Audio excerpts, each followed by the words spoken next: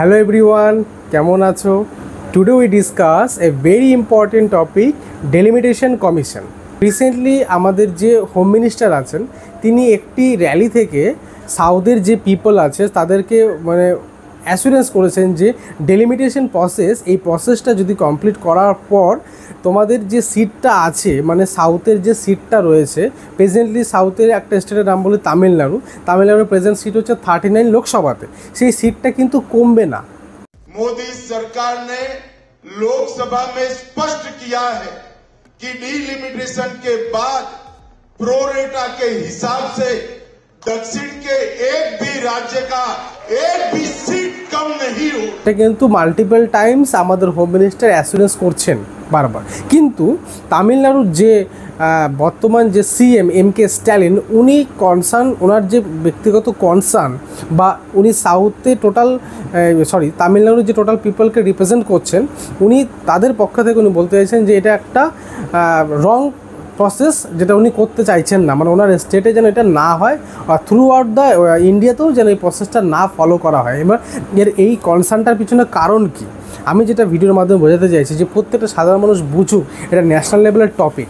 এই যে টপিকটা আমি বোঝানোর চেষ্টা করছি যে ডেলিমিটেশন প্রসেসটা কি, কখন এস্টাবলিশ হয়, এর মেম্বার কারা, কীভাবে প্রসিডিওরটা ফলো হয় এবং এটার পলিটিক্যাল ভিউটা কী, এটা পলিটিক্যালি কতটা এর ইম্পর্টেন্স আছে, এই টোটাল বিষয়গুলো বোঝানোর চেষ্টা করছি। তো আমি একটা পিছনে চার্ট এঁকেছি, তো সেখান থেকে বোঝানোর চেষ্টা করছি। দেখো, ডেলিমিটেশন কমিশন ফার্স্ট এস্টাবলিশ হয় 1952 সালে ডেলিমিটেশন কমিশন অ্যাক্ট অনুযায়ী।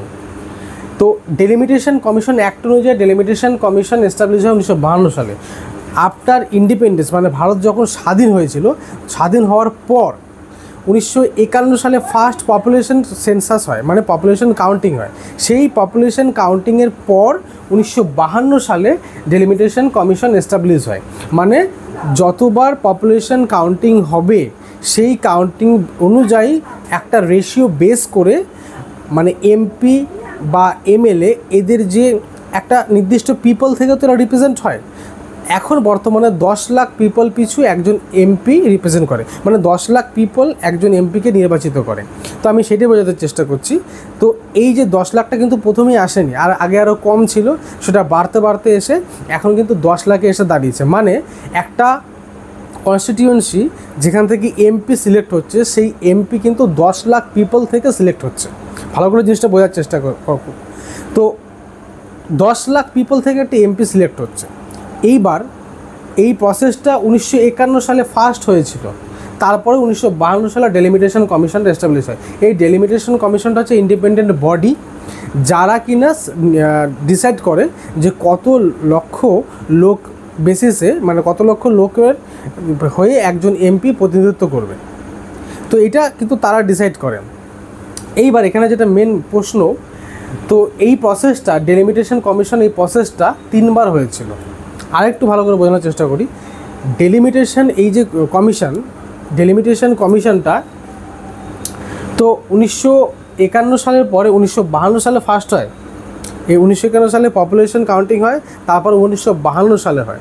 এইবার 1952 সালের পরে আরও 3 বার হয় জিনিসটা। এই প্রসেসটার মাধ্যমে কি হচ্ছে দেখা গেল, এখন তো 10 লাখ পিছু একজন এমপি সিলেক্ট হচ্ছে, তখন আরও কম ছিল, তো সেটা বাড়তে 10 লাখে এসছে।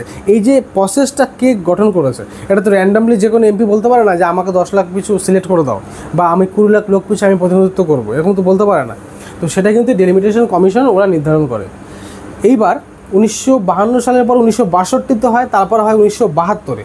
1962 অর্থাৎ 1961 সালে পপুলেশন সেন্সাস করা হয়, পপুলেশন কাউন্টিং হয়।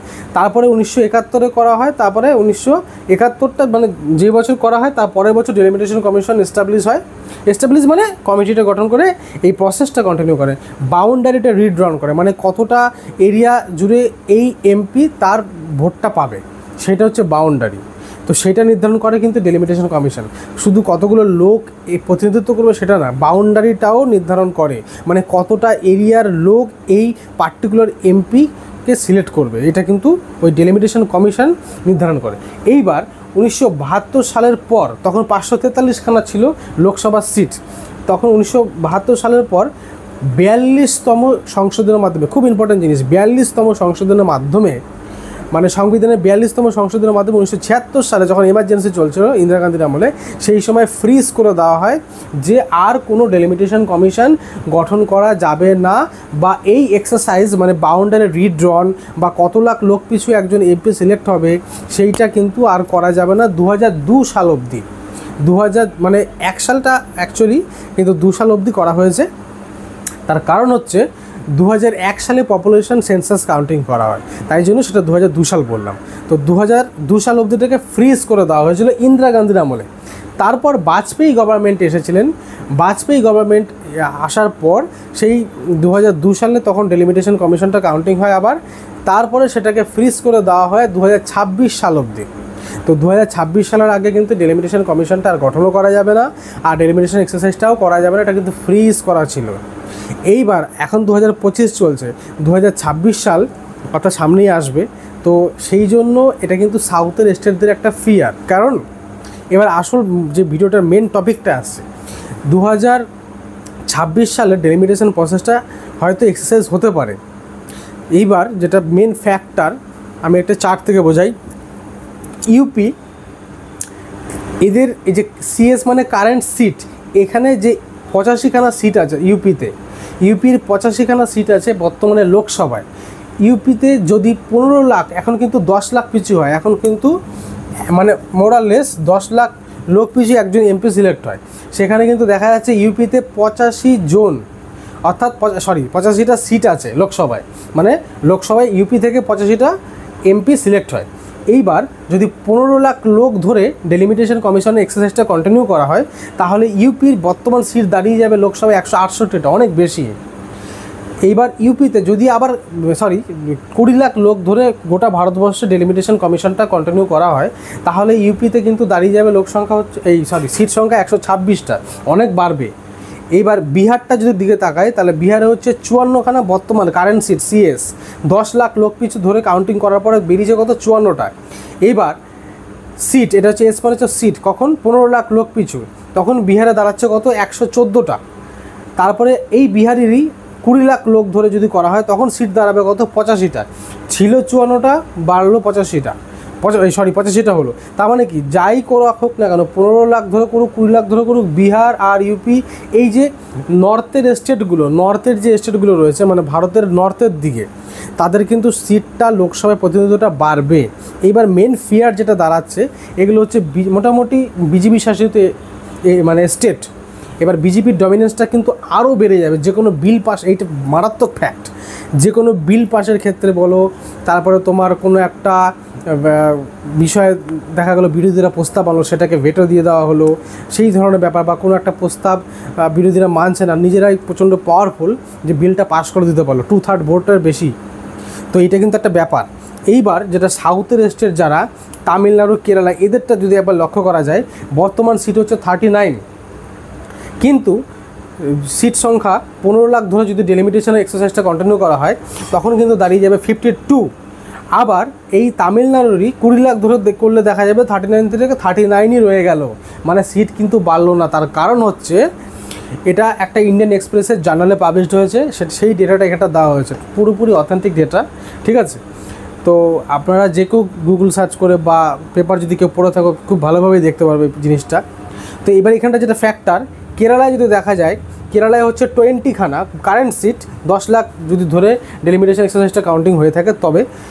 আর কেরালায় বর্তমানে যদি 15 লাখ ধরে করা হয়, তাহলে 24টা দাঁড়াবে, আর 20 লাখ ধরে করলে 18টা দাঁড়াবে। তার মানে কি, কেরালায় সিট কমে যাচ্ছে, তামিলনাড়ুতে সিট যা ছিল তাই রয়েছে, কিন্তু এই বিজেপি শাসিত এলাকাগুলো মানে ইউপি, বিহার, এইগুলোতে কিন্তু বেড়ে যাচ্ছে সিট। এবার এখানে সিট বাড়া মানে কি, লোকসভায় প্রতিনিধিত্ব বেশি, বিল পাসের ক্ষেত্রে কোন কার সুবিধা হবে, বিজেপির সুবিধা হবে।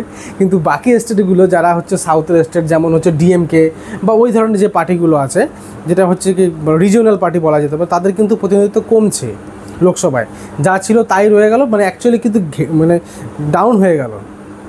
তো সাধারণ মানুষকে আমি এটাই বোঝাতে চাইছি, যখন ভোটটা কাস্টিং করতে যাবেন তো অনেকে সাধারণ মানুষ হচ্ছে কি যায় ভোট দিয়ে চলে আসে, মানে এই পার্টি কাজ করছে, এই করছে, সেই করছে, দেশের উন্নতি করছে, এই দেখে চলে আসে। কিন্তু অ্যাকচুয়ালি জিনিসটা বুঝতে হবে, আমি সেই সাধারণ মানুষের কাছে বোঝাতে চাইছি ভিডিওর মাধ্যমে যে দেখো অ্যাকচুয়ালি প্রসেসটা কীভাবে হচ্ছে, এই ডেলিমিটেশন এক্সারসাইজটা কীভাবে হচ্ছে, কেন এটা।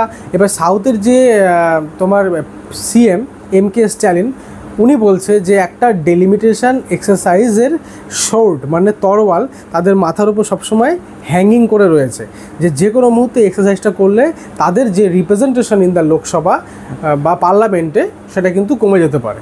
তো এটা কিন্তু তাদের মনে একটা ফিয়ার।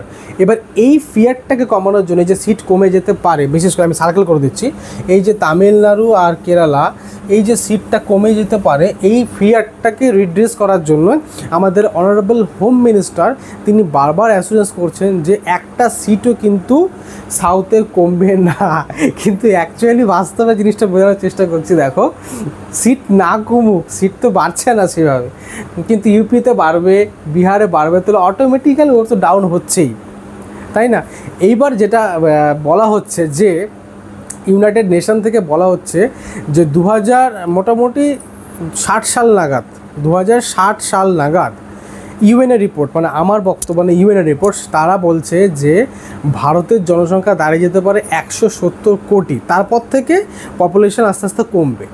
এইবার যেটা সাউথের স্টেটগুলোর যাদের বক্তব্য, পলিটিক্যাল লিডারদের বক্তব্য, আমার নয়, পলিটিক্যাল লিডারদের বক্তব্য, তারা বলছে যে এই যে ইউএনের যে রিপোর্টটা পাবলিশড হয়েছে সেই রিপোর্টে বলা হচ্ছে যে ভারতের পপুলেশন 2060 সালে 170 মানে কোটি হতে পারে। তো অ্যাকচুয়ালি এখন যদি আমরা ডেলিমিটেশন এক্সারসাইজটাকে কন্টিনিউ করে সিটটাকে আপ ডাউন করার চেষ্টা করি শুধুমাত্র পলিটিক্যাল ফায়দা লোটার জন্য, আমার স্টেটমেন্ট নয়, এটা কিন্তু সাউথের যে সমস্ত পলিটিক্যাল লিডাররা রয়েছে, বিরোধী পার্টিরা যাদের সিট কমে যাওয়ার ভয় আছে, তাদের বক্তব্যটা আমি বারবার বলছি।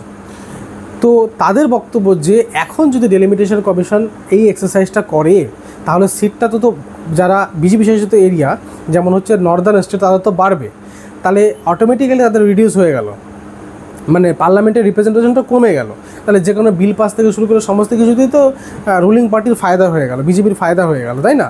কিন্তু তাদের তো ফায়দা হচ্ছে না, তাদের অটোমেটিক্যালি ঘাটতি হয়ে যাচ্ছে।